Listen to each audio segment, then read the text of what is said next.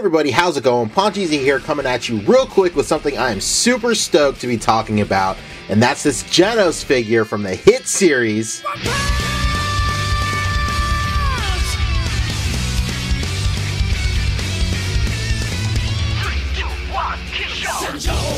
Alright, let's do it! First of all, this box, the color scheme is nuts. It's pretty muted colors going on right here, but yo, it is what it is. Here's the front, pretty nice window. Top, bottom, literally nothing going on either side. But once again, on the back, you get a pretty cool portrait of Genos. And I say once again because this is in fact the second figure in the One Punch Man line from Dawson Toys. I reviewed Saitama not too long ago, and that figure was super tight, and let's see if this Genos holds up.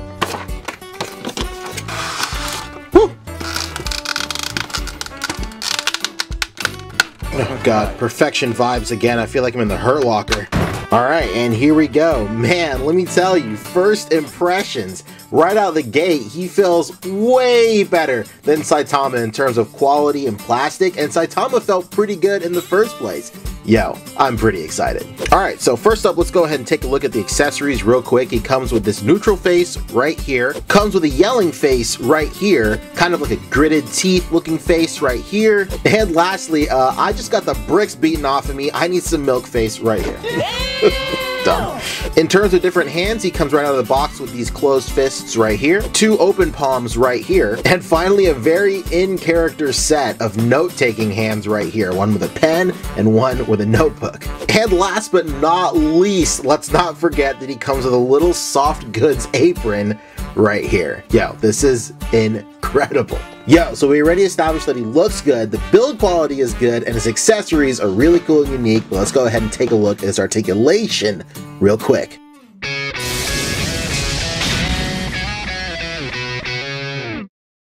So, in terms of head articulation, his head can rotate all the way around, he can look up this much, and he can look down this much. There is a little bit of movement on the base of his neck right here, but it's mostly hindered because of the sculpt of his actual neck. You can pop it off right here and see the joint actually has a lot of room, but the way his neck is actually sculpted, it hinders it just a little bit. You can move his arms out this much. They can rotate all the way around at the shoulder. He's got a really nice butterfly joint right here, and he's got some really cool shoulder plate articulation right here with two hinges going on. So meaning that whenever you pull his arm up like this part doesn't actually hinder the articulation at all, and it functions really, really nice.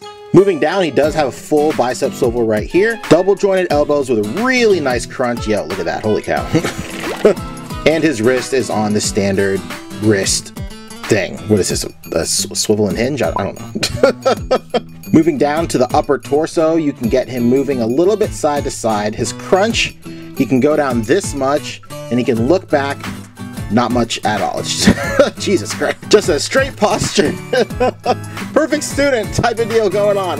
How in character. And going down to his waist articulation, it's pretty much the same.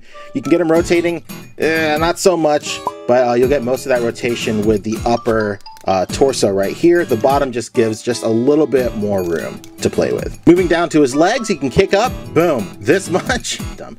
He can go back, not that much at all. He does have thigh swivel right here, and his double jointed knees have a crazy range of movement. Really nice. And finally, moving down to his feet, it's kind of on this weird joint thing. You can get it going up and down this much. There is some swivel right here on his foot. You can get it going all the way around. It's not a traditional pivot though, but you can move the joint around in the upper part right here to get kind of a traditional pivot, but you really got to mess with that joint right there. And of course he has little toe articulation right there. God, couldn't even get through that.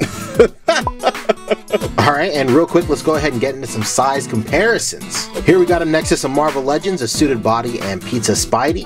Next up, we got SH Figuarts in the building. We got him compared to a War Machine and a Goku with a custom torso, courtesy of Mr. Graves Customs. Here he is compared to a Mezco Wolverine and a Storm Collectibles Scorpion. I almost called this guy Scorpio. Yo, what's your sign? Next up, we got Figma's in the spot with Genji right here and a custom Master Roshi on the Figma Bruce Lee body. We got the Spook Boys representing NECA right here with both its, one of them just barely fitting in the frame.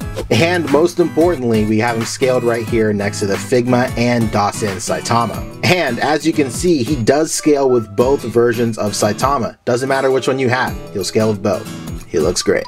So all in all, the main question is, what's the move? I can say without a shadow of a doubt that you have to pick this guy up. No question. This is such a good 1/12 scale iteration of Genos, I can't even...